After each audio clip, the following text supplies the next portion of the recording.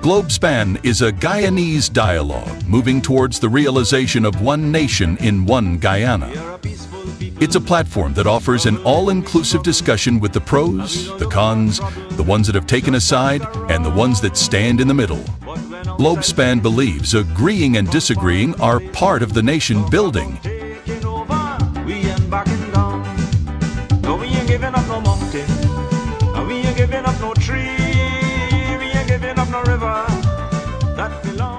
Globespan believes that every Guyanese voice is part of the nation building.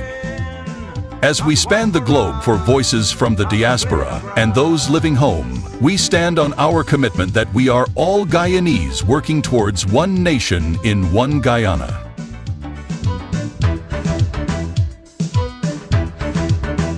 This land is our land now. As the world turns on its axis, bringing changes, we as Guyanese must adapt to those changes for a better Guyana for all. Globespan stands on its... All our listeners and viewers across the country, including Guyana, the Commonwealth, Latin America, and all around the world. We are coming to you live from New York, and today we have two of the most interesting and important guests. The former mayor of Linden, Mr. Rindell, and the former mayor of Georgetown, Mr. Narayan. But before we get to them, I should say his worship on our worship. But before we get to them, I want you all to know that this network is being operated by Mr. Noir Singh, and also our technical directors, Mr. Devin Bissoon and Mr. Ryan Gobin. We are a fair and balanced network, and we can be heard on Facebook, YouTube, and the other social media outlets there. The views expressed tonight are solely those of our guests and not those of the management and staff of Globespan Television. So to all our listeners tuning in, we gladly would like to recognize you and pay our respect to you for listening to us throughout the past 5.5 or 6 years. Thanks again to all of you, and thanks to, as I said, our sponsors as well, because without them, this program cannot be made available at all. So with that said, we will be talking tonight about the socio-political impact that is taking place in Guyana in this election year and what is happening. And I will ask our listeners to give us a prediction of who they think will win this election. So it's a very interesting topic.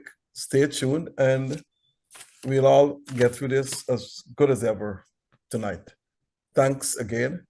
So let me welcome first the former mayor of Linden, Guyana's second largest city, Miss Monica Arendelle.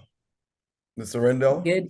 Good evening, Dr. Rose. Good evening, Mayor Ubraj. It is an honor to be here. Let me say congratulations on the years you've been on the air, at least sharing with us and showcasing what leaders and people in our country feel about what's happening. So thank you once again for having me here.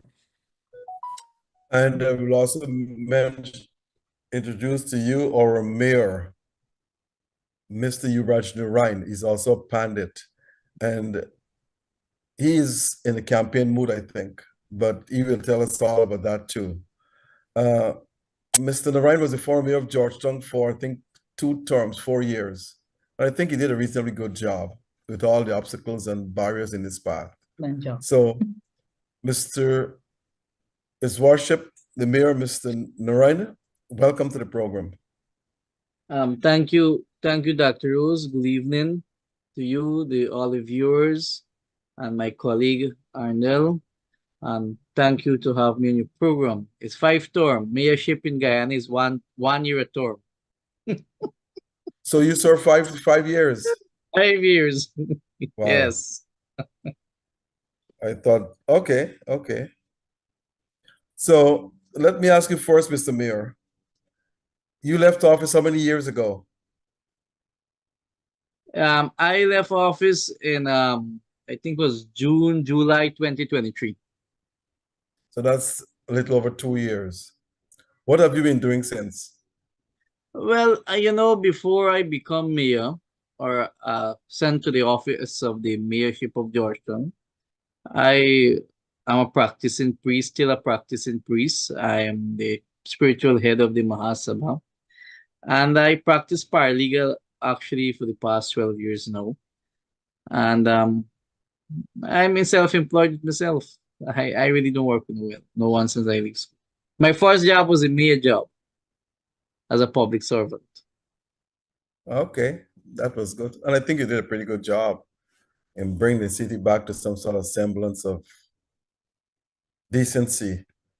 Mayor Rendell, welcome to the program again. And since leaving office, you served 5 terms too, Mr. Rendell? Ugh, 5 years? four. Four. 4. So you left in Yeah. 2022. I left in the same time, yes. So what have you been doing since? You're looking Well, as bright as ever. You have no pressure, no stress. Oh my gosh. I know. So I was a teacher before I became the mayor. I have now been able to take a full-time job as a teacher, but my passion has been working with children who has learning disabilities. And so that's where most of my energy, I'm placing that at this time. I'm working with students after school to improve their literacy and numeracy skills. So that's where I am. Okay. So, Mr. Rendell, tell us about the Linden situation now. Since you left, well, during the time you were there, you were seeing developments. And since you left, have those developments continued, or they've been abated, or they've increased? You ask the most difficult questions.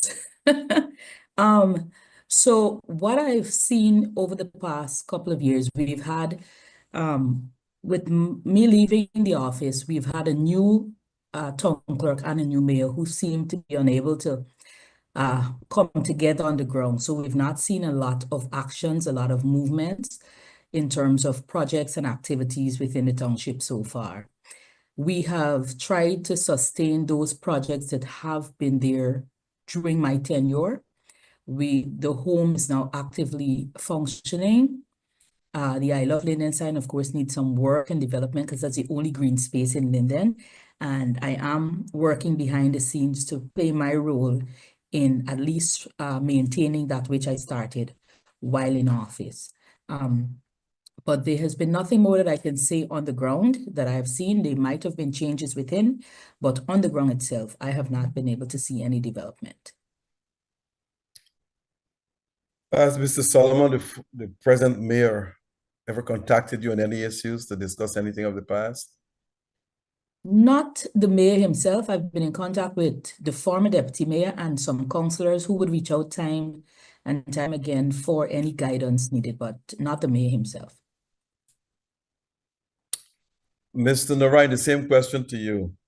Have the new mayor ever reached out to you to ask any questions or to have your views on some issues? No, Dr. Rose, I can clearly say that no, that the new mayor who served as my deputy for 5 years, assumed the office of the mayor, never reached out to me to deal with any matters and so on. And I never intervened neither. City Hall, they've been rebuilding City Hall. Have you have an idea how far the project is now? Oh yes, I've been following the building of City Hall because that is one project I fought tooth and nail for when I was in office, and I'm trying to look for those letters to publish it on social media with the back and forth with me and the president dealing with City Hall building, the restoration of City Hall building. I know for a fact it is closely about I will say 75, 80% completed at this point of time. Mm-hmm. Well, that's good. I hope that I can I have the documents, but there's a lot of documents to go through to find those letters to publish online to see the back and forth. So the public must be aware of the history of these things. It is not something that happened overnight. We had a heated argument, both myself and the president, which is here finale, in his office and exchange letters. And that is how City Hall building is coming very beautiful, sharp, and we will have that restored very soon in the city of Georgetown, the capital of Guyana. Mr. Mayor, when you were there, you made every effort to clean up the city and also the La Pintura Cemetery. But I happened to pass there last weekend. I think it was more so on Thursday. And that cemetery is a forest. Is the city responsible, or who is responsible for cleaning up the city? I should ask that question. Clean up the Well, cemetery. well, Dr. Rose, yes, the city is the sole um, custodian of that cemetery.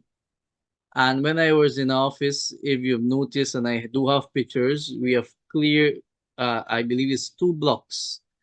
And that cemetery, there's a lot of money and infrastructure work need to be done on that cemetery. And I believe that with government help, like I always make mention of this, that cemetery can able to develop in a proper way. However, I must say and must compliment the former member of parliament since parliament dissolved, Walter Lawrence, who took a motion to parliament before the parliament suspend or dissolve, and that motion was passed by both government and opposition voted for. And that report that motion came from was a report done during my tenure and by the now acting deputy city engineer Kabila Hollingsworth. And that report and that study give you a way how you can develop the infrastructure work and keep that cemetery clear and clean. And I hope that the government act upon it. I see they started making the roads and all of these things, but culvert is necessary. Barricade, or which a common term we call it here, piling off of the trench and the drains and so on, is necessary for that cemetery. The cemetery is a very a place that where we put our loved ones, and it should be clean and clear at all time. But the city council does not have the money to move forward with that development, and that's why that study was done in my tenure, and the motion was carried to parliament. But sometimes as mayor and leaders of a country or society in general, we have to be a bit creative though. If the city don't have the money and the city put out a call to private investors, corporations and companies and so forth to help, don't you think they'll get a positive response, Mr. Mayor? That was done during my tenure as well, where you have seen the city much cleaner from now. I don't know what is happening at City Hall myself, and I'm very curious to know what is happening at City Hall. And as a former mayor and concerned citizen of the city, that the city have moved to a state where I cannot believe that we are going back there. I don't have the money from the government. They're not giving the money, the revenue base of the city. I can't really say, but it's going back to a terrible condition. And I can clearly say this tonight that I run the city as an opposition mayor, and it was able to manage properly with NIS Credit Union, and the city was up to date in not 100%, but much more cleaner. In fact, a reporter met me at a function and said, Mr. Mayor, this city was far way much cleaner when you were mayor. I said, well, I take the compliment, but I can't really say what is happening at City Council at this point of time in terms of leadership, in terms of financing, and because I haven't seen any press conference, any press release. I haven't seen those things. The mayor and the councillors need to be active more. And I say this without any apology at this point of time. I have a conscience, and I am saying that. Mayor Rendell, during your tenure there, you have worked very closely with this government to advance the interests and development of the people of Linden. And from my understanding, you took some flack for that from your own party and so forth, or whatever you want to call that. why you took that approach? I know you said you put in people's interests first, but you took that knowing the circumstances you were going to be faced within your own party structure. I think the first thing we need to understand is the background from which I came. I am and will always be a member of the body of Christ. I have utmost respect for leaders and those who are in authority when they get to that seat.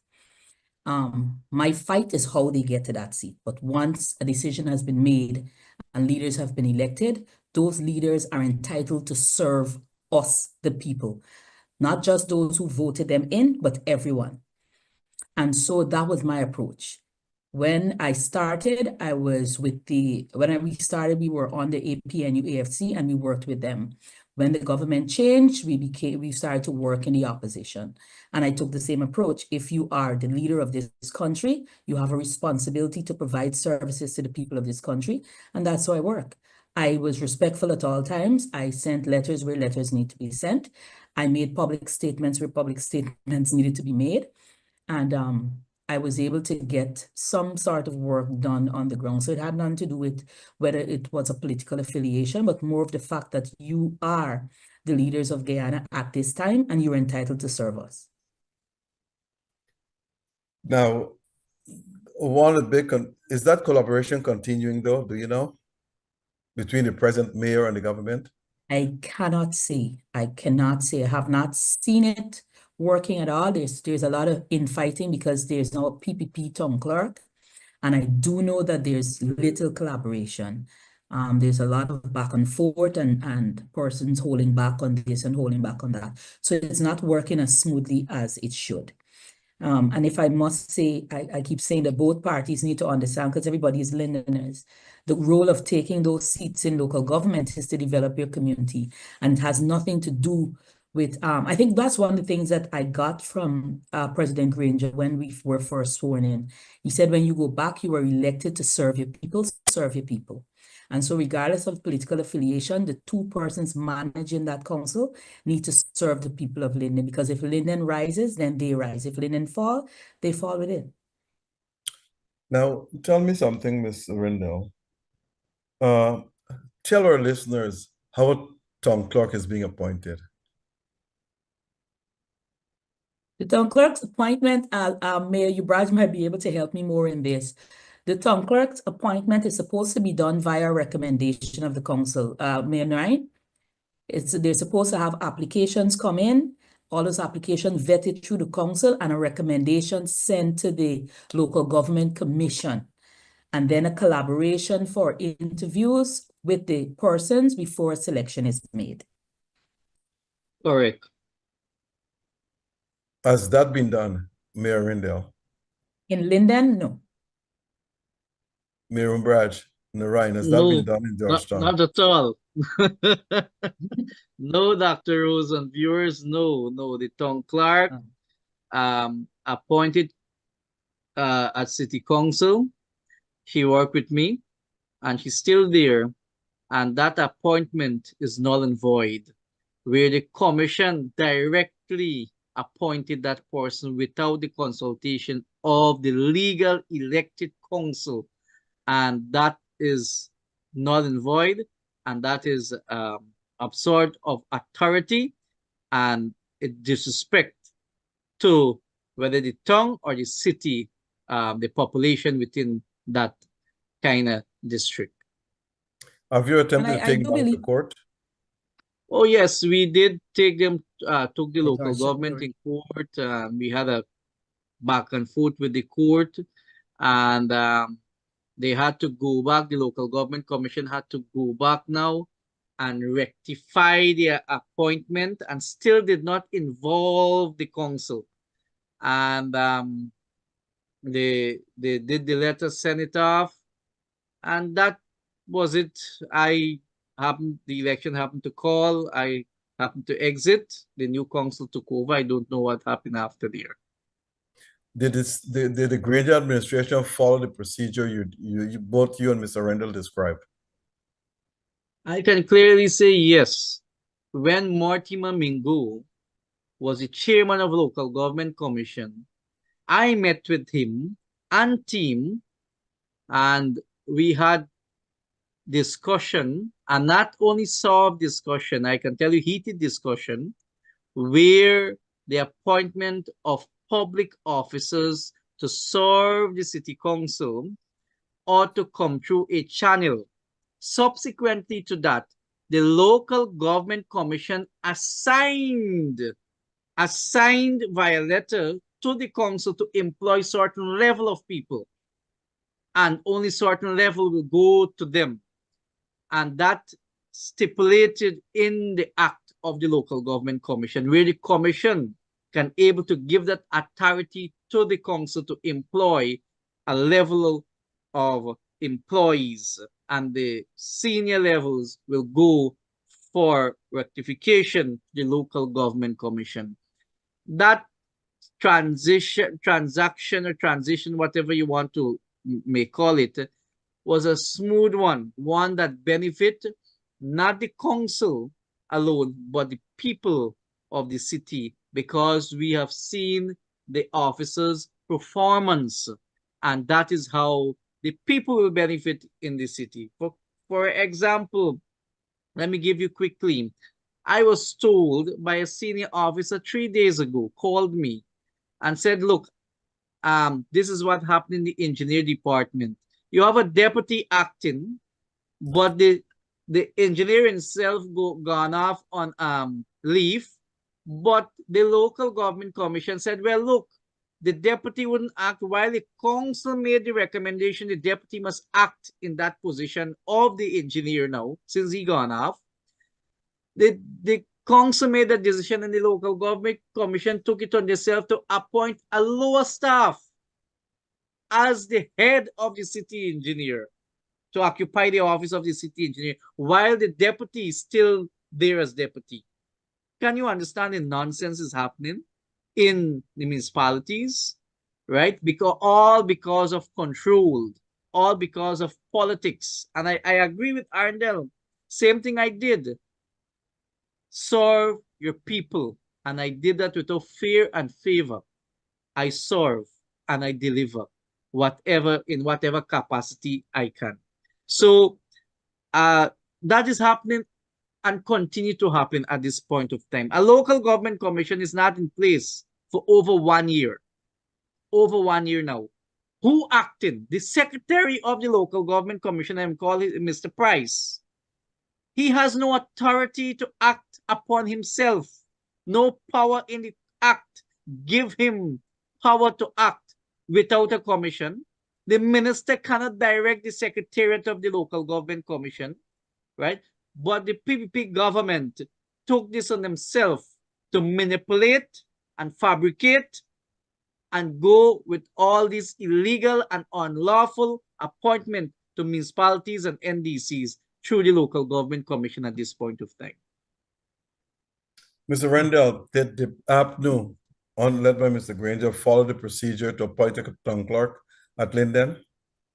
At Linden, no. The procedure was not followed for the town clerk at Linden. The staff below, yes, but the town clerk was given to us, even though we had our resignation against, based on qualifications. So for that's the town clerk that's now gone, and then the new town clerk is now in. So that wasn't followed. The other processes were followed. I want to piggyback off of what Mayor Ryan says. My fear is that laws are always in place, that whichever government sits has a tendency to sidestep the law based on how they feel. And I believe our oppositions need to be active. My fear is that we have an opposition that is quiet on issues. Local governance is important. And if we continue to stymie local government, it means that the country will now become kind of nationalized, for the use of a better word. It means that our local organs are now being managed by the government, which means that our local leaders no longer have a voice. And my issue is, for 5 years, we have not seen our opposition fight for the return of a local government organ that they put in. It was under the Granger administration that the local government commission was reintroduced, if it was there before, and it was functioning well until the end. And that's something that we should have fought for, because now we're at the end of another tenure of a government. And my fear is we're going to see the decline in local government organs because the government is now making those decisions and there's nobody fighting for us on that end. And I say that also in terms of what's going to happen in Linden, in terms of the amount of money that the government will now have to interject into the municipality for it to be sustained with the removal of that bridge. It therefore means if I'm the one interjecting money into your organization, I automatically become the head and the leader and the decision maker. So our oppositions have got to do better.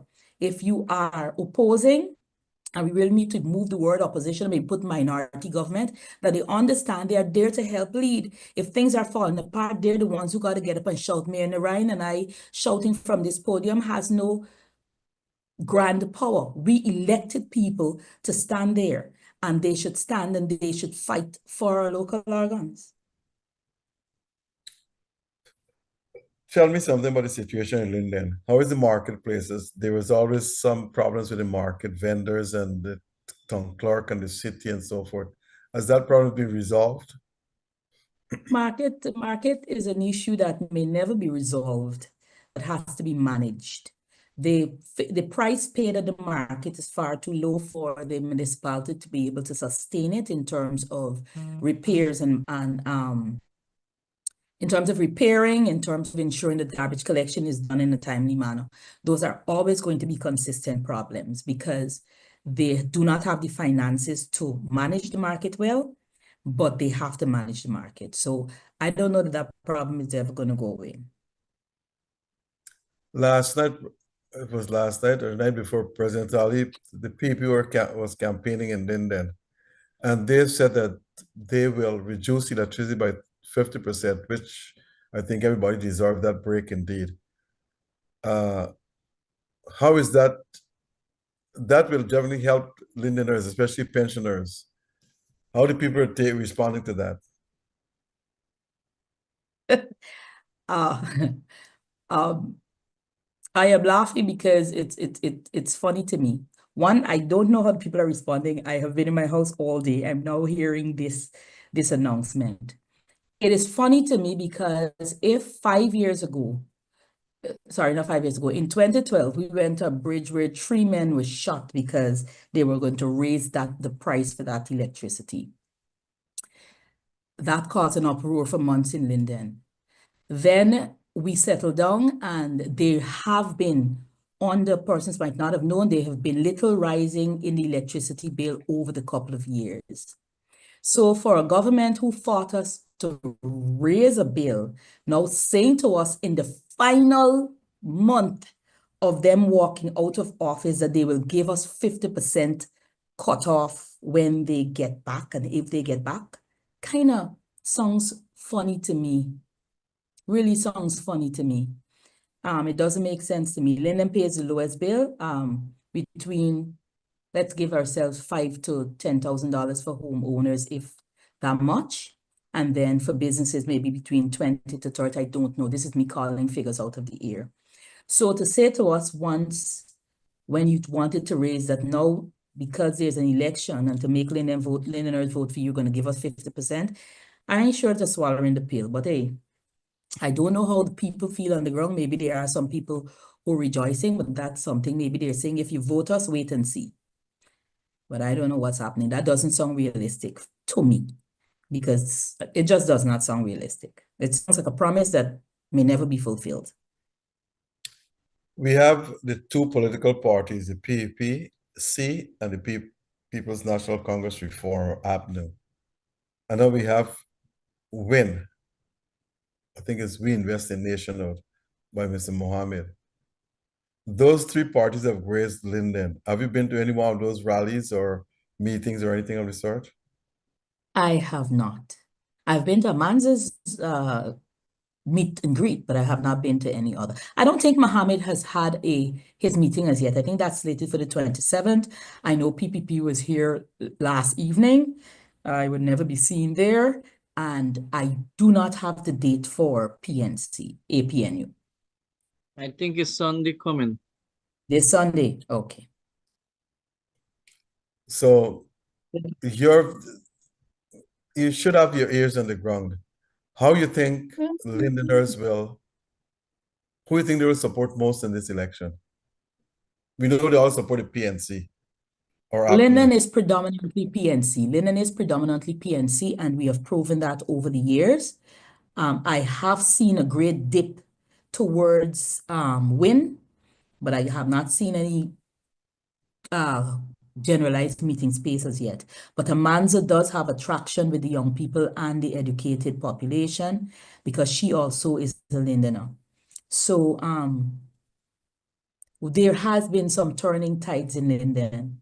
There has been some turning tides towards the new parties. And so it's really going to have to, Linden's going to be some votes. We're going to wait to see what that count looks like. Because I think we're losing ground. As a party, we are losing ground in Linden. And You're we've losing got to ground. develop. PNC is losing ground to the other parties. Yes, I do believe that's what's happening. Mayor Narayan, can you say the same for Georgetown? Is the PNC losing ground in Georgetown? In Well, region, so well, not region far, focus, because we know the East Coast and the East Bank, those are in different areas, but in Georgetown of itself, central. so far you have a mixed emotion with people in Georgetown because only which day I went to the took a boat to go for the river and coming over here, heard people talking. So some people talking about Win, some people talking about APNU, and you have people also talking about the PPP. But it's a mixed emotion, and I hope as the leaders for political party, they roll out their manifesto plan and what they want gonna do for this country. That is how people gonna think and vote when that day come. There are many undecided voters, and I believe on the campaign trail, I have seen that the APNU have made a big statement in New Amsterdam where they will reserve 20% of our oil resource money, and that will retain as a savings for the Guyanese people and probably will build interest and so on. That is fantastic. And I have saw that the leader of the APNU, Mr. Aubrey Norton, had made commitment to deal with young people to raise the fee, not a fee, a stipend to young people who are going to UG.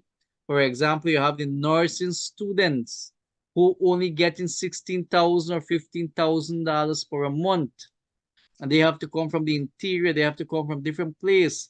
They have to be 24 hours in a hospital and training and so on. So all $16,000 can't be enough for someone to live on and go to school. And so Aubrey, the leader of AP and Aubrey Norton had made a pledge that it will be $50,000 as long you're studying, going to UG and so on. Those are fantastic ideas which the PPP failed to do in 5 years, which they failed to do in 5 years. And if you permit me, Dr. Rose, let me make mention of this. I was going through the the depth of Guyana, and it mounted up to 3 billion US dollars in depth from 2020 to 2025, and I have all documented, each and every one documented here. 3 billion US dollars in debt, in loans from the from the China, from Qatar, Saudi Arabia, United Kingdom, IDB, CDB, and the World Bank.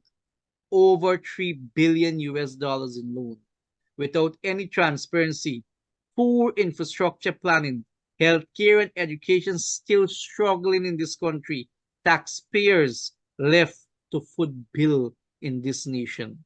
And the PPP now saying all of these things, which they had 5 years to fix it. Because of an election, I don't believe the young people are that stupid. I don't believe our Guyanese are stupid people. They're very well-educated people. They have common sense, and they will make the right decision 1st of September 2025.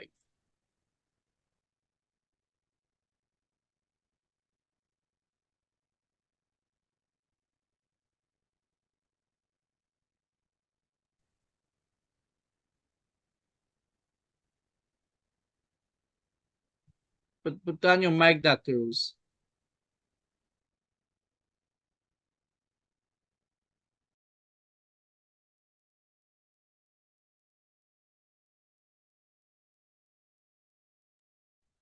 Yes, Mr. Rendell, tell us about the hospitals at Linden. Are they well staffed with nurses, doctors, and other medical personnel with medication? Equipments are running well?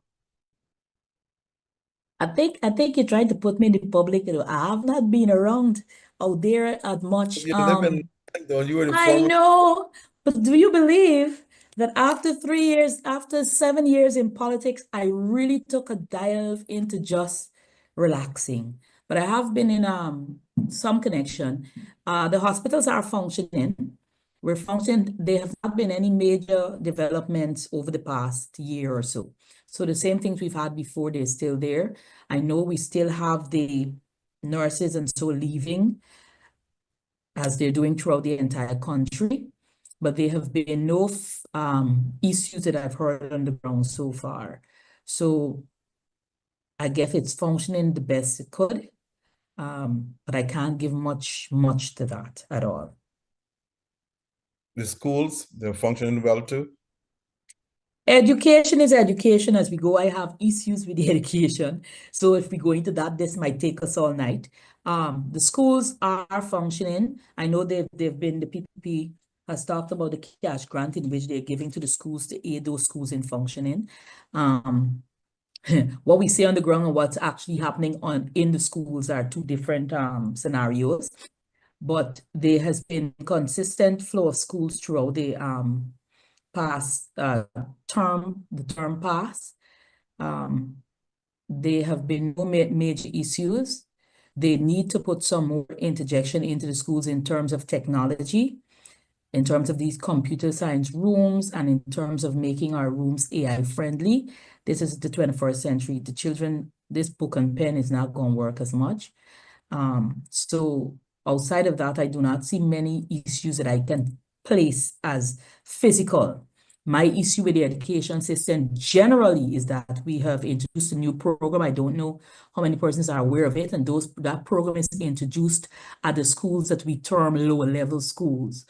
That program, I believe, is anti-development, and it's not going to work for our children. It's not making our children any brighter. It's called the CCSLC program, which is only teaching the children 4 core subjects for 2 years to 3 years. And then those children are pushed into a CSEC realm. It's not going to work out. It's not effective. It's not efficient. And again, Dr. Rose, my problem is, where is the opposition? How do these projects pass and nobody from the opposition? Who was the minister shadowing education? That these things slip by, nobody talked about it, nobody threw it out there. When we were in the class, when we were to put it to the parents are meeting us as the teachers when it was already approved and passed. And so while I keep saying, while we are fighting on the ground, the opposition need to be fighting where they should have been fighting. And these projects should not have been passed and been implemented in our system without the opposition coming to its people and saying, this is what's happening, how do you feel? Right? So I could fight it here, I could get angry here, but it's a program pass that I have to teach, but it's not an effective and efficient program that is going to develop our children at all. Especially, we know that those children are not going to the top tier schools who are continuing to do the same subjects offered, but now in the low tier, we're cutting the program down. And when it comes to CSEC, our children have to write the same exam as the top tier schools. They're not exempted from those exams. They're not given special leverage or points in those exams. So we're failing our children miserably. And I blame both the government and the opposition for that. Sorry. I'm very emotional about education. I do apologize. That's okay. You don't have to apologize. Mr. Mayor Narayan. Ms. Amanda Walter Desir has left the PNC party. Mr. Gita Chandan, Jermaine Figueroa, and the former General Secretary, what's her name? I can't remember her name. Why do you think they've left the PNC, Mr. Narayan? Dr. Rose, this is an election campaign in mood at this point of time. Look, the politics By the way, you generally know I'm talking about the former General Secretary. What's her name? Gita Chandan, No, the one that replaced the Gita Chandan. She's Amerindian. Don Haston. Don Hastings. Good. Let me say this much, Dr. Rose. In any political party, will have challenges. Right. You will have internal fight. Let us not get away from that. PPP, they have it. The PNC have it. Any political party will have internal fights.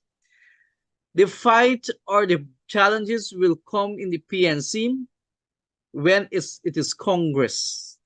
And we saw what happened the last Congress and previous Congress that held in the People's National Congress reform. However, after Congress, you have to unite and rally behind the leadership of the party, because that is a democratic process and procedure within the party, and that's what makes a democracy. Democracy is not only in the country, but it is within the political party that runs for the office of president and the ministers and so on. So when we at Congress level, it's a different level. But when Congress finish, we have to put our shoulders to the wheel and we move forward. And I have said this before, I supported Roisel Ford in the last Congress. We all pulled away, but the media did brace me at a point, and I said very clear that we all have to put our shoulders to the wheel and support our leader who is elected by the membership of the party, Aubrey Norton, and I am here supporting the leader. Congress come and gone a long time. Besides coming to the point, I can't say why Don Hastings, Gita, and Jorman Firiga, I can't remember his name clearly, left the party. I don't know if they have a personal issue. I don't know what is the issue really. But my issue, who left the party, I have not seen. They have worked like they're working now with the PPP. That I haven't seen for 5 years. Well, Mr. Figueroa gone with the PPP. Miss Amanda Walton, that's his former own party. Don Hastings gone with WIN. So it's only one, I think, or two went to the PPP. Right, but still, let us put it there. If those members, and I don't want to get personal with any of the member who left, I'm talking general here. If they have put in the work, whether you and the leader got an issue or what, in your constituents, get up and get with your party groups and go out there and do your duty as a member of parliament, as a member of this party. Things should have been different, and different things should have approached you. But people tend to criticize. People tend to have their own personal view, personal feelings. But my point at this time here is that I will stick with my leader. I will rally behind him, win, lose, or draw. I will be with the People's National Congress reform. That is where I belong, and that is where I will stand because of the policies that Mr. Norton put out there. I will be at his side. That do not stop me in the future, and I said it boldly in an editorial, to support a next political party of their vision and their policy but I see the APNU policies and the vision of APNU at this point of time is very clear from the cradle to tomb, right? The policy that put in place by Mr. Norton and team can't comprehend any other political party at this point of time. I can't see their non-political party who put out such a policy that Mr. Norton put out at this point of time. The PVP at the rally, whatever APNU have said, they're going and put it in different words and telling the people out there. For the electricity part, we are the first to put out such. They gone and said it differently in Region 1 the next day, and now in Linden yesterday, right? That was already there from the APNU. So at this point of time, we are in an election campaign mood, and we in the APNU coalition will do all it takes to win this election. When will be the next Congress for the PNCR? Do you know? I believe that will be either next year or the other year. I believe it's the other year because Congress was recently. Do you intend to run for any executive position? Well, Dr. Rose, I always make mention position is not matter for me. You know? If the members find me fit and nominate me for a position, I will so accept. But to run holistic for a position, that I have no interest in those things. Okay. Mr. Rendell, will you seek any, are you solidify your membership with the PNCR? Mr. Rendell? I'm not certain how I'm answering that question. Pardon me? I'm What not you certain said? how I'm answering that question. Will you seek any executive position in the next Congress? Oh, absolutely not. No. I do not want to be actively involved in politics anymore. You don't want to get Not involved in politics interested. anymore? Not If the people interested. call Maybe upon you, give me 2 years to maybe shake it off no, but no, right now, no. but if the people call upon you and pressure you, would you accept? No. I have find that people will call people to do because those people don't want to do, and then they'll beat you if you don't do what they think you should have done. So no, it doesn't matter who call until I get this urge in my heart to do, I will not be actively involved in politics. On a score of 1 to 10, how do you think the opposition has performed in the past 2-3 years? My personal 10 being the Well, highest.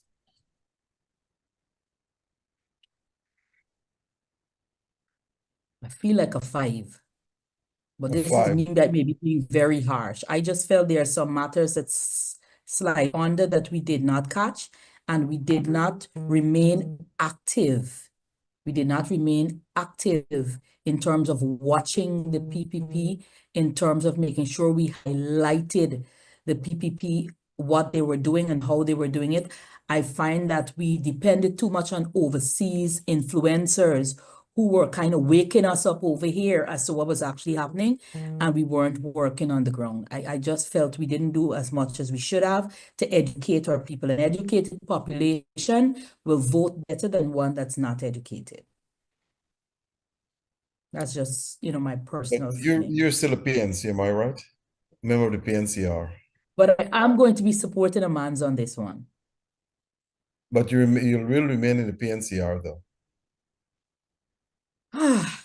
You have not, in other words, you have not left the party.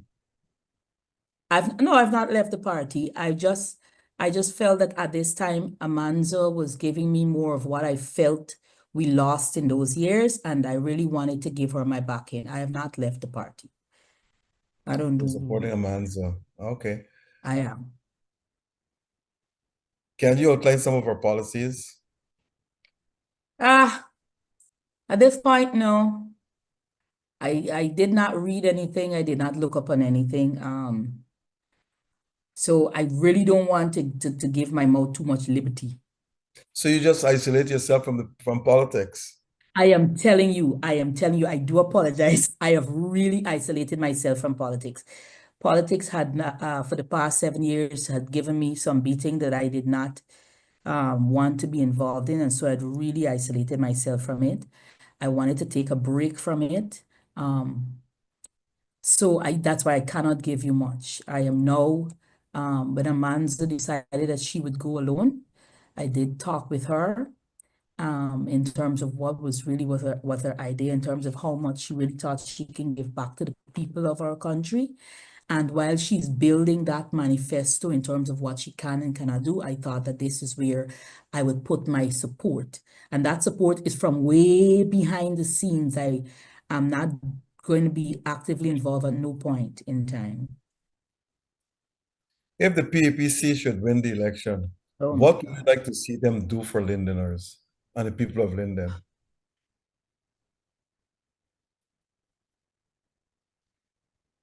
the first thing is economic development. And I'll give you what's happening. The bridge was one of the main one of the biggest businesses in Linden. It supported the municipality, it paid 50% of the staff, it employed staff at the bridge, and it sustained itself. Removing that for me means a breakdown in local government. And it means that government will now be interjecting their finances to support the municipality, which makes the municipality no longer local, but national. I believe that I want to make sure people don't think I'm against reduction or free toll.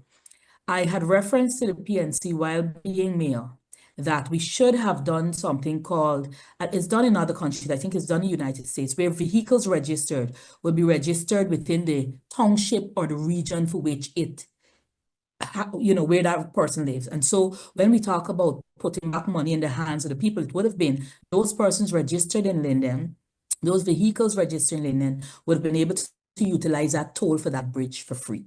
And so those who were not residents of Linden would pay a small toll. Removing that toll totally for me really does bring down, does give a decline to municipality. However, what can sustain that is the government ensuring, and that's whichever government takes this seat, that government ensures that we are able to reevaluate our homes and our communities and hand those homes and communities to the municipality. If we do that, and then we reevaluate rates and taxes on homes and businesses, we could again lift the standard of living and the standard of the municipality back to being local, because I do believe the households in Linden and the businesses in Linden paying their rates and taxes can support the municipality and can support the development of the township. So that I expect to see. I'm angry that the bridge took 2 administrations, and PPP was what, 23 years before Narayan? Was it 23 years before, then 4 or 5 for us? All this year to wake up and say, hey, a double lane bridge was needed in Linden. So this bridge that we're taking forever to build is no pattern, no administration back. It's long overdue, and the people of Linden deserve it. So you don't get kudos for saying you're going to build a bridge at the end of another 5-year term, which is 28 years. That is not going to happen. The synthetic track should have been completed. To have not completed now is folly, and so that is what they should do. The other thing that they need to do is create open spaces. I've seen everybody talking about open spaces. 23 years plus 5, and Linden has a little tiny space that can't hold 50 people inside without us crowding each other. They need to give Linden open spaces are very important for social and mental health. So we need to have our open spaces. We need to have more open spaces. And what we have seen over the years under the leadership of the PP is removal of our sporting facilities. We've had the sports club ground, which housed football and track and field, now has been transferred to cricket, which I don't know that we play cricket in Linden. I think that is a disrespect. That ground should be returned and we should play. And I know when the plans for that ground came out, they said to us it would be a multi-sporting facility. And they showed us a plan for that. That's not the plan that's on the ground. We need that. We need that back. We need to have open spaces and sports for grounds in every community. We don't have that. A lot of those grounds have been removed and housing at stake its place. The other thing that I think needs to be done is proper planning for housing schemes. We have housing schemes developed in the community, and all they have is houses. They don't have a space for open place. They don't have a space for burial. They just have houses. And so we need to be able to develop our town in a better way.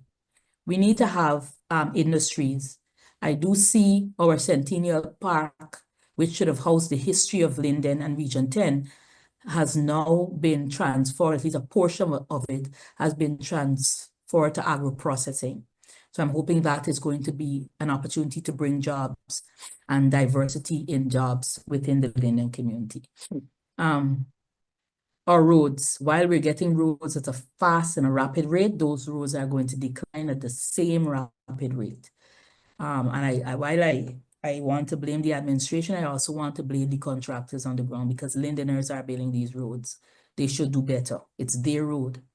But these fast track roads that are happening needs to stop, and we need to have a plan on how we are going to do what we're going to do, because longevity and sustainability is important. Otherwise, we're going to be spending monies over and over again, taxpayers' dollars, to repair things that should have been done properly in the first place. So I do believe that, and this is regardless of who wins the election, it's time somebody looks at Linden. And it's time Lindeners ensure that we are looked at. Right? These little fine money in your hand every now and again is not sustainable.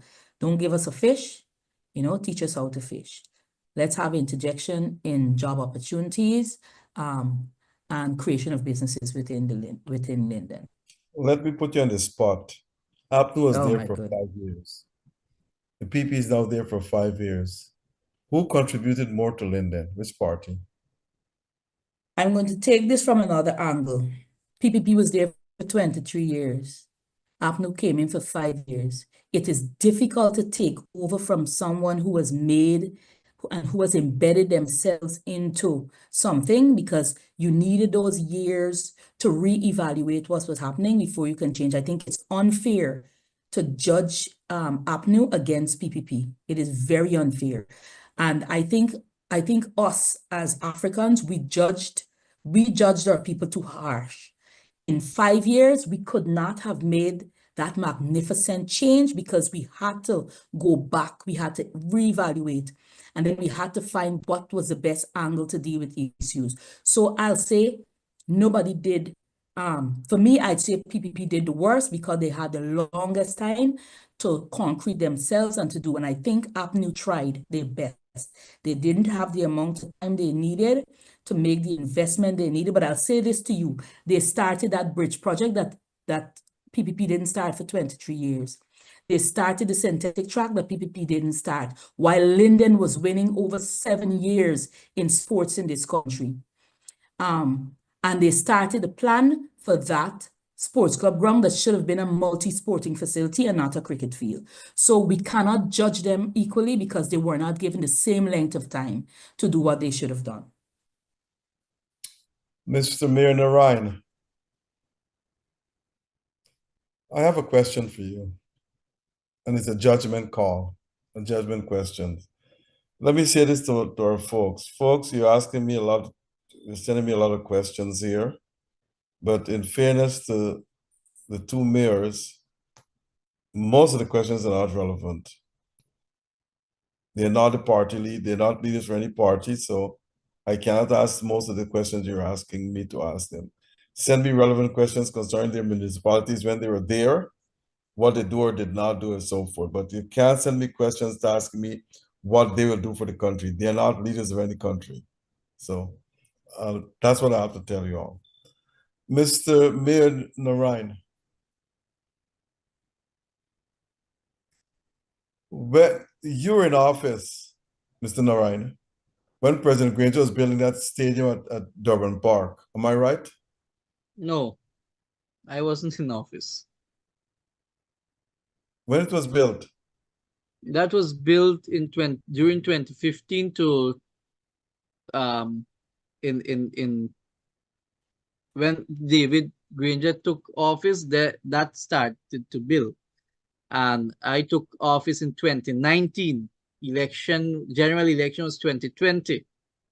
So it happened during a period with the then mayor before me, my predecessor, which is Chase Green. Right.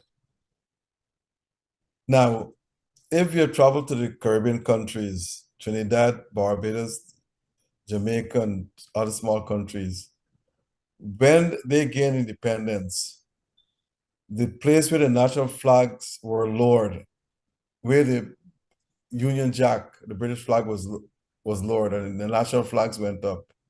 If you go to these countries in Trinidad, they call it Independence Square. Jamaica, they call it Independence uh, Independence Square, whatever they call it, Independence, whatever. And they have the history there where the flags drip across two aluminum poles with lights in there and so forth. Independence Square, Independence Park, and so forth. Barnum started the national park when remember the flags were lowered at the national park. Do you think it was going to be wise for Mr. Granger to expand the national park and create something like what the rest of the Caribbean countries have? Call it Independence Park, Independence Square, whatever you want to call it, rather than building that thing, which is now Sorai. Do you think that was a wise investment on the part of Mr. Granger? Well, I wouldn't divulge in that there, but I could justify why it was built there. Because the Independent Arch is right opposite the park. The Independent Arch on Brick Dam, at the head of Brick Dam, where coffee is, and the park Right. is right there. It is to bring the gap between the Independent Arch with the huge pole for the Guyana flag, right? That was the vision, right? And let me expand a little there. The Durban Park, the way you see it there right now, that was a temporary building with the wood and so on. There was a modern design to put up proper shed and all these things, but it never materialized. And like Ardell said, that the time was limited. The government was only 3 years. Then you have the no confidence motion in 2018, right? So when people want to judge up new AFC government under David Granger, I believe David Granger did a fair job without any corruption and crime within his government, unlike what we see in the PPP today. And we cannot judge at 5-year government to 23-year and now the PPP come back. And you see, these are things that people need to. I'm not saying our people are not educated; they're educated, but they need to read and analyze things more. Because when PPP came back or took office in 2020, they had a big oil deal, right? They're getting oil resources, so they have access to all these monies while they're taking over $30 billion US in loans, right? And we don't know where our resources money goes on to now. So Durban Park was a park to bring Independent Arch, the park and everything with the flag and have it there. So I believe that was the idea of the then President David Granger, a man that I have great respect for, who served this country very with integrity. I can say that without fear of contradiction. And I want to add something more, Dr. Rose. The question that you asked Ms. Arndel, how you will judge the opposition. I will say this to you. I had the same feelings with Arndel when it comes to the opposition is not doing much. But coming down to the election, when the election date had announced, and you see all these crossovers, it was telling me something. These things doesn't happen overnight, you know. These things was planned before. So they themselves undermine the opposition, right? And I made it very clear earlier, they undermine the opposition. They undermine the leader of the party. And these are things we must take in context. We must not push it out of context, right? And blame an individual alone. They helped to break the opposition hands and feet when they're supposed to build and brace the opposition in parliament. So I will say all of this here is a part of being traitors to your own party that place you there, give you recognition, and give you that kind of exposure to help develop this country. Again, well said by both of you. Now, my next question is this. We have just under 4 weeks for these elections. The PP has been having rallies all over the place. APNA is having a rally here, another week of rally. I don't think APNA had more than 2 or 3 rallies, where PP had about 5 or 6, and they're having more. How APNA's policies are getting out to the people? What campaign strategies are they using? Of course, the people got the media. I see them all in all of the papers. I see them NCN announcing. I see them in Chronicle. They have the media behind them. Plus, they're putting things in the private papers as well, which I'm assuming APNU don't have the money to do those things. But I'm also saying that APNU had 5 years to raise enough money, but they didn't. I don't know for what reason. So that said, how do you think APNU's strategies are or policies are reaching the people? What campaign strategies are they using? Well, I can say this, Dr. Rose, that I know for a fact that they have different team in the fields, which commonly people call it grassroots politics. The campaign, the rallies going on. And I can say you rightfully said that APNU does not have that kind of money or resources like the PVP because, for example, if you look at this year budget, over $1 trillion. And where are those money at this point of time? Where are those programs at this point of time? Those money of using the state funds using for campaign at this point of time, right? They're using it for campaign at this point of time. All the public media, NCN, DPI, Chronicle, they have access to it. That does not give the opposition a slate or anything with government. And you may not know this, every TV channel and radio station in this country has to give the government of a day of an hour, right? So they have full access to those things, full access to those things. So while the opposition is suppressed, but it clearly to show that the opposition does not or do not have the money to buy votes or to buy people like what the PVP is doing at this point of time, right? We are running a clean campaign, and that is what the people need to recognize. That's why to date, the Attorney General, Mr. Nandalal, cannot carry a bill to Parliament to declare political party funding in this country, where political party get their monies. APNU can tell you where they get their monies from, though, right? To date, the Attorney General can't do that. And I dare him to speak on this matter. Why he didn't do that, right? Because the PVP involved in massive corruption in this country in terms of state resources. And to add, if the PPP ministers and government officials to bring them money from the foreign banks that they have the money, it may build a bridge from Guyana to Trinidad, right? It may build a bridge from Guyana to Trinidad. And I'm telling you this, among the bank account that PPP officials, ministers of government got overseas. A question was asked only yesterday by one of my Chinese friends who is from China to ask the vice president, and it's a question, it's not an accusation, how if he have an account in China, right? And he should come out because they are within, I have Chinese friends, they're from China, they're doing business here. And Bharat Jagdeo is having a very close connection with the Chinese, right? Up to today, he was on a radio station, AG 97 or something. I can't recall the radio station. And he was speaking extensively about the Chinese relationship in Guyana, right? He should come out and tell this public if he really got an account in China.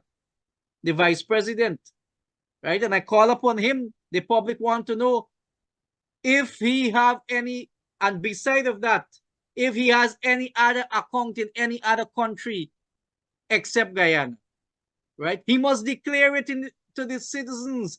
The same goes to the President Ali. The president must declare if he has any account, bank account in any part of this world, in any other country except Guyana. The people must know when the Barajagdeo want to speak on scrutiny of candidates in this country, he must come clean force. He must come to the public and tell us how many accounts he have. This is not personal, but this is running for public office in this country with more than 6 natural resources, and yet our people is punishing. They're studying where the next meal is coming from. So the president and PPP officials to come to the public, tell us where your bank accounts are. Tell us if you have bank account in India, China, what part of this world. Tell us, we want to know, and give us the reason why. Okay, that's a challenge throw to them. Someone might be listening and respond to you by tomorrow, saying that they don't have no bank accounts, foreign bank accounts. So we don't know that for sure. Banking is something personal, and I don't think anyone will tell you where they have a bank account. Now, the cash grants, Mr. Rendell, is it working? Did it boost the economy in Linden for the short period of time, the $100,000 cash grant? So the issue with money in this country is our government's lack of ability to manage the way in which price is being allocated for services and for items. If we can't manage that, it doesn't matter what you give us on the ground, it wouldn't work out. And I'll tell you why. As soon as a cash grant is mentioned in this country to be distributed, the prices go up. If that continues to happen, then we don't feel the finances in our hand. We might think we're helping someone, but we're not. And I think that's the problem with the cash grants. I have no issues with the cash grant. I have no issue with the government deciding to support its citizens in terms of cash grants, whether it's monthly, or support school children in terms of a cash grant for the school year. The issue becomes if we cannot control the price on the market, then you're not helping us at all. So what we need is price control. If we have price control, then we can say to our people that I'm giving you something, and that something is going to be worth something because the prices remain the same on the market.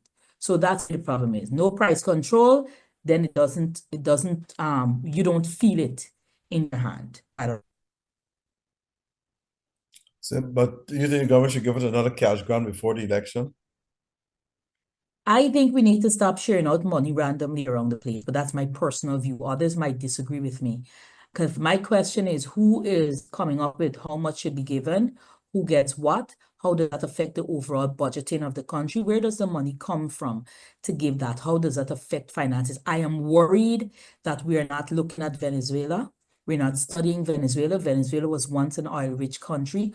Who's studying what happened there and what has caused them to be where they are now? Where did they go wrong?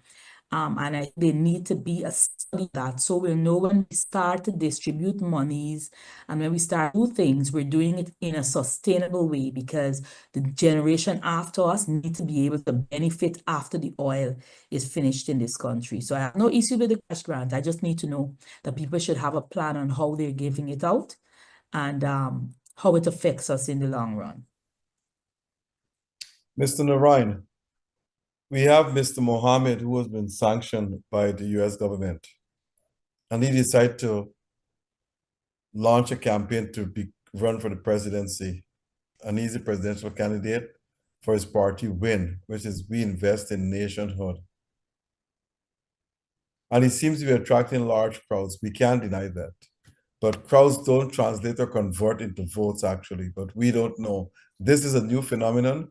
We political scientists will have to study, because I have never seen this, and others have never seen this in Guyana before. My question to you, Mr. Narayan, why this is happening?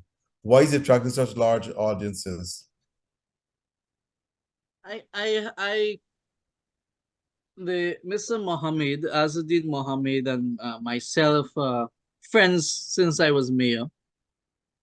In the mayor's office, when his sanction came out and so on, I did issue statement and so on for against it and justify as the mayor. And that statement is in public domain. However, I've been to a few charitable trip with Mr. Mohammed, which pictures out there, published on my social media platform, and so forth. But I was approached and to be a part of his political party, and I do news. have the That's news. and I approached to be a part of his political party, and I do have the agreement here. Folks, you're hearing it here for the first time. Globespan is bringing Mr. Mohammed approached the former mayor to be part of his win. Yeah. Part of and win. I did send off a letter after consideration of my political party, which I am a part of. And I did send off a letter on July 4th, 2025 to Ms. Hannah Mohammed, which I believe is his sister, who engaged me as well. And I said, look, I firmly believe, I extend my sincere gratitude for the opportunity to engage both you and Mr. Charles Sugrim of the WIN Party. It was truly a privilege to learn more about your vision and the values that WIN represents. After careful reflection, I have decided to continue my journey as a member of the People's National Congress Reform. Nevertheless, I hold the highest respect for you and your team and WIN, which is your political party, every success in the upcoming election. That is not the only political party approached me. The 30th of June 2025, I sent off a letter to Ms. Walton Desir, which is Amanza. Same thing. I said that after much reflection, I have decided to remain a member of the PNC party, which I have been offered the prime ministerial candidate for Forward Guyana. You're offered the prime ministerial candidate for Forward Guyana. Yes, Forward Folks, Guyana. it's the Globespan always have breaking news. You're hearing it here for the first time. And also the AFC approached me as well. I sent off a letter on the 10th of June 2025 to the members of the Alliance for Change. And I said to them I was offered for a prime ministerial position. And then we had discussion again. And I was offered the vice. In the AFC as well? Yeah, prime ministerial position I was offered. And after discussion and so forth, we have moved to the vice president position. And again, after reflection, and I have a very high connection with the PNC, I said, look, I will remain a member of the People's National Congress Reform. So I do have all the records.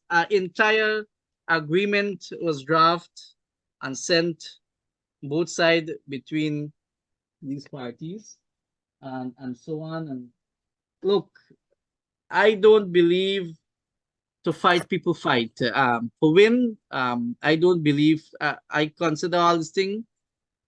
I have great respect for the Mohammeds, what they do for the Guyanese people, charitable work and so on. But I don't believe as a political leader to get in a family fight with a government. I believe political party ought to have structures, ought to have a constitution, and you must have a Congress to elect your office bearers. And I don't want to be in a position when I have to act. I have to act on instruction because you're a part of this party and I have to take the I don't want to be in such a mix-up, and that I encourage my Guyanese people to think carefully what they're doing with their votes. And I stick with the PNC because I believe the PNC, the policies and the democratic value within the party, I will stand by those until I don't know what the future holds. But I must make it very clear, and I made it clear in the editorial, I will never join the PPP. Bharat had an exchange with me on that on one of his press conference, which is blatant lies. I have no interest of joining the PPP. I believe it's a communist party. I believe the party is a clique, a cabal, which will always suppress the Indian, and let me be specific, the Indian Guyanese, the Indo-Guyanese in this country, to run to them with the bowls. And my Indian people, my Indo-Guyanese need to think out of the box. This thing is not about Indian. This thing is not about black. This thing is not about white and yellow. This thing about policies which will benefit you and your children in future to come. And the PPP have a tendency where they hold the Indians ransom in this party. Many Indians reach out to me, doctors and viewers. Many Indians reach out to me every day, complain bitterly about this government, but they're afraid to come forward because their neighbor is PPP. The chairman lives next to them, and they will be victimized by these supporters of the PPP. So I know for a fact that the disgruntled with the Indian in this country, it is there, and you'll see reflection, especially when you comes to the Hindus of this country. I'm speaking of the priests here. Hindus have been marginalized by the Irfan Ali-led government in this country. And I have no apology to make for that. I made a statement in 2022. I was taken to court by this government, and I've won that case when I made a mention and I asked a question: if this country will become a Muslim state, Mr. President? It's a question I asked, deserve an answer. I was taken before the court. I won that case. The entire case was dismissed from the court of law. So the Hindus in this country have been marginalized for the past 5 years. Not like Granger administration. Granger had established a core group to hear the Christian, the Muslim, the Hindus. Resources was challenged through those core group, not an organization alone, not a body alone, not an individual alone, like this government is doing. They disrespect Hindus in this country and marginalize Hindus in this country. I can't speak on any other religion, but as a Hindu priest and being out there as a practicing priest, being out there, this is what told to me by even the PPP supporters. So I have no fear of saying these things. I have no apology to make. Win got their job to do, but I appeal to the public to know what they're doing to with their vote. I wouldn't get in any family issue who want to challenge the PPP, who was a part of the PPP, who had funded the PPP in the 2020 election, and who have gained from the PPP. And because of a fallout, now you're running for government. I have considered all of this here. I've think through it, and I wish them good luck. Folks, let me just go to a quick commercial break. We just had a dip in power here. I'm sorry about that, but this is part of the kind of process. There's always a power blackout or something to sort. So I was off here for a few minutes there. Well, maybe 2 minutes or so. All from one supplier. One is a number.com, where you can purchase all your West Indian food and groceries, the roti, the curry, the chicken, you name it, whatever meat you want. And we have home deliveries to you as well. You can use your EBT credit or debit cards. We're located at 10809 Liberty Avenue in Richmond Hill. The phone number is 718-551-3292. All from one supplier. You can order everything, your food, your groceries, your everything. Then we come to Globespan, more than 30 years in service. And they have all the experience to address all your traveling needs. So just call Globespan. You have any traveling problems, call them. They have upcoming tours to Dubai, India, South Africa, and Norway. So, and other locations too. You can call them at 718-845-0437. That's New York. Georgetown, 227-1701. Rosal Tunnel the Quarantine, 337-4287. And they have offices in Trinidad as well. Shaguda, 665-3383. That's 665-3383. And in Val Park in Trinidad, 645-1609. Mr. Rindell, were you approached by any political party to join them apart from Ms. Amanda Wall, Forward Guyana? I was not approached by any party to join anyone. I chose to join Amanzo. Okay, that's good news. And Mr. Narayan, I think you were offered the High Commissioner post to India at one time by this government. That was a discussion that when Jagdeo denied it, and that meeting, I believe, took place a couple years ago or a year or so. And so I didn't pay much attention to it. It was in talking. But again, Dr. Rose, I will serve this country and serve the people of this country. I would never, ever join the PVP upon the policy they are doing people in this country. They are suffering people. They're actually taking a string and put it around your neck. Let me use the Creolese, right? And hold it as a puppet. And when you can't dance to them, they pull the string a bit more and break your neck, right? You have to dance to these people, and you have to dance to their tune. Well, I'm not prepared to do that. I'd rather go to jail fighting for people's rights. I did it once and I would do it again, right? So human rights are important in this country. Human development are important in this country. And you can't speak on infrastructure. And rightfully, my colleague Arndale said that the roads are not first-class roads. These are, look at the Heroes Highway. You have the state of Secretary of State came here, went to Suriname and pronounced on the roads of Guyana, right? Look at the repairing happening every day on the Heroes Highway. It's madness. Taxpayer dollars. We cannot have a government continue to do such. We're over 30 billion US dollars in loan. So Jagdeo need to get himself right, man. He need to come clean. And that's why I talk about the bank account. He say you want to scrutinize these leaders and candidates. The people that call upon both of them and PVP officials, declare your accounts, whether you have accounts in other countries. We want to know, right? The country want to know that. There's nothing personal when you run for public office, because there is a commission called the Integrity Commission, where you have to declare all your accounts and assets and everything. I don't know if the president and the vice president and other ministers of this government made such a declaration. We have to hold leaders accountable in this country, right?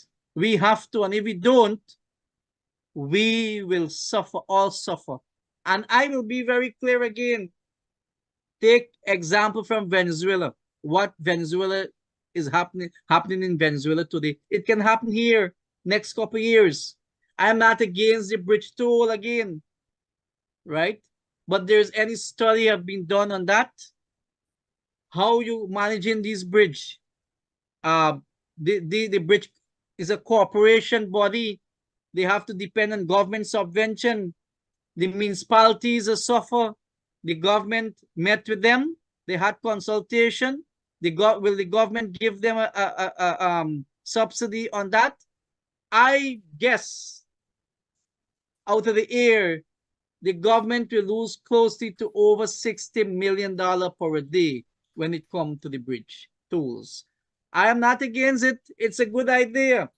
The Guyanese people must enjoy the benefit of their natural resources, but do things with strategic planning and with proper comprehensive studies so that it will be there to reflect in the records of this country. Don't go on a stage and just say it. because you're in government. We must know how this country is managing at this point of time and in the future to come. Do you believe in it, giving out cash grants? Cash grants is something I had made my comment on. I believe poor planning again. By giving $100,000 to a Guyanese, an individual, would not benefit that individual in a big way. But if you set up trust fund, if you set up a policy and proper planning for that individuals, like my article I wrote last week, my column in Village Voice said, give shares to the employees of Guyal.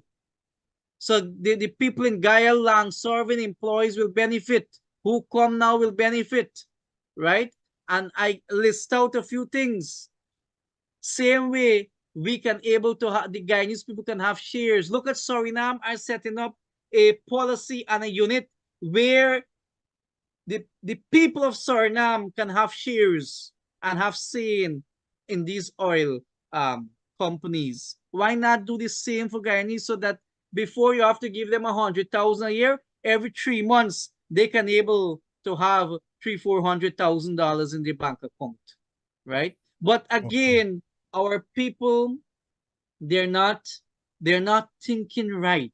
I'm not saying they're not educated, but I believe they get carried away with this kind of vibes, political vibes, and the political energy. Think of policies. PAYE should be abundant in this country. That's my personal view. They're already paying a tax of 14% on everything in the supermarket. The food that you go and buy out there, you're paying 14%. Why the workers of this country must pay an additional tax as PAYE? Nonsense, Dr. Rose. We cannot afford it.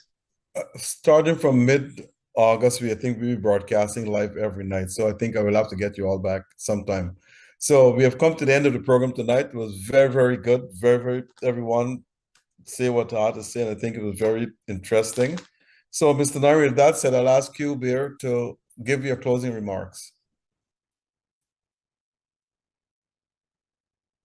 Well, again, Dr. Rose, I want to thank you and your team to have me on your program. I want to thank the viewers.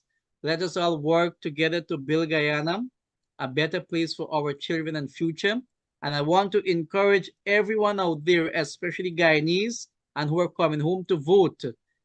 Make your right choice and place your X next to the palm. I thank you very much. Ms. Arindel or Mayor Arindel?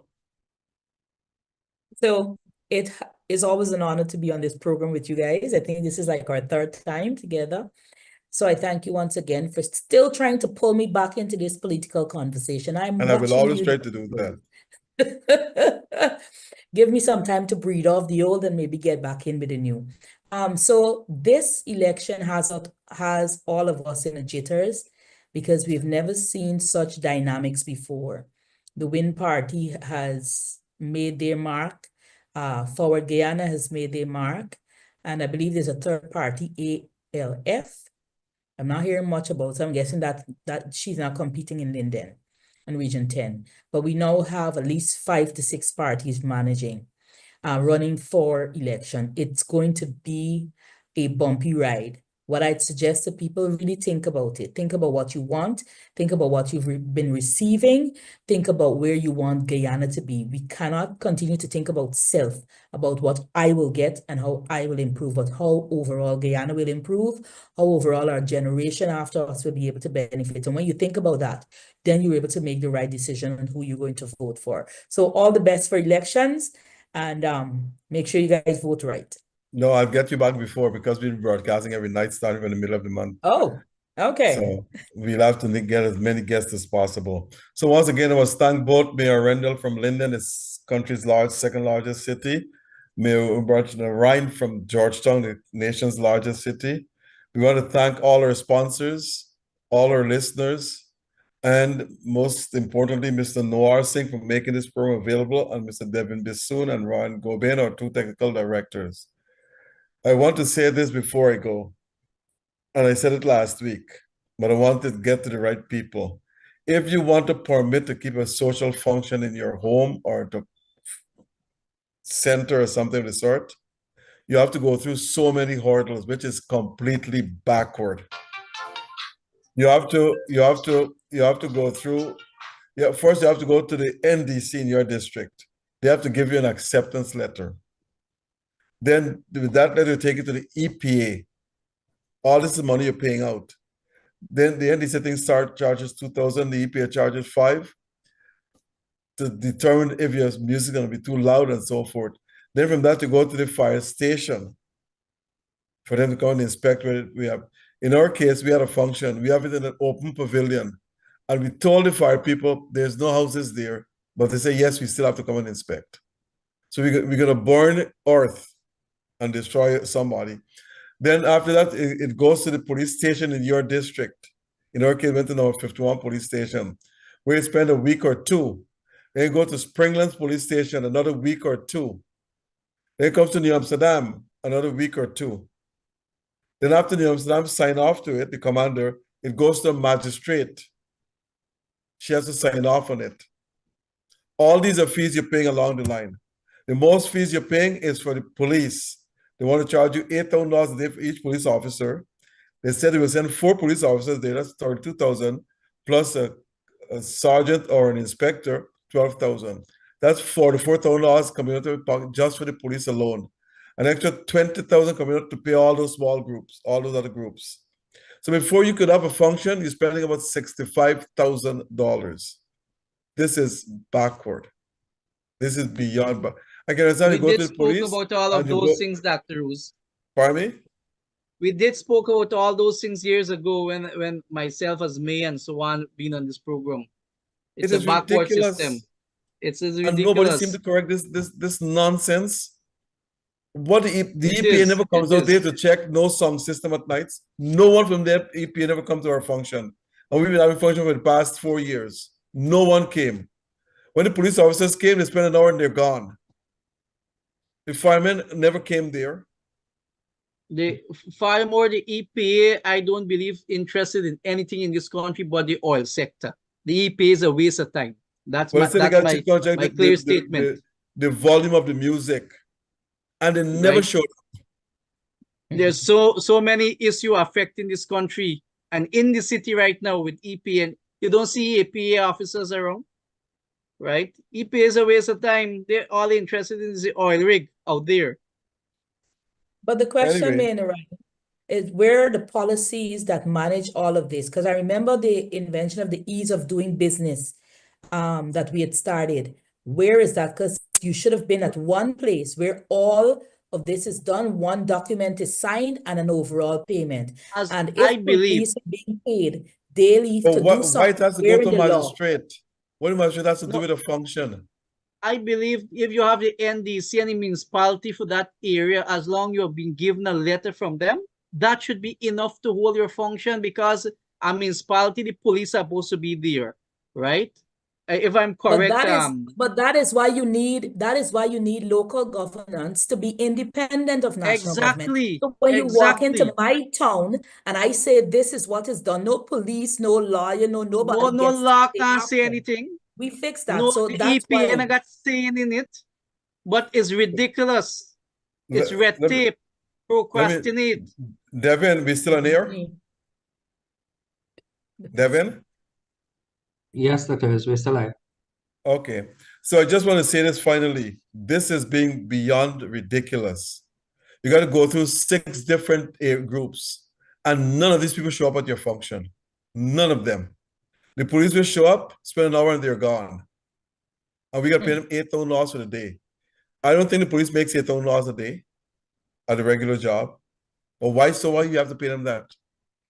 It goes to 2 police stations, 51 and Skeldon in our group of the quarantine. Then it comes back to New Amsterdam. Then when the commander signs it, it goes to magistrate. Can you believe this foolishness? I want those who have ears to hear, let them hear and correct that nonsense. It has to stop. You're putting people through this whole thing for nothing. How backward are we going to be? First, as I said, NDC. Second, EPA. Third, fire people. Fourth, we got to go to the police in our district. Then we go to the police in Florida district, away who controls that district. Then it comes to New Amsterdam. Then after New Amsterdam, it goes to a magistrate to sign it. How can this nation move forward with these backward policies? Anyway, thanks a lot to all our listeners and all our viewers. And thanks to my two guests here, Ms. Mayor Rindle from Linden and Mayor Narayan from Georgetown, and to Mr. Noir Singh again and Mr. Devin Bisun and Ryan Gobin. Thank you all and have a pleasant good night. Thanks. Thank you.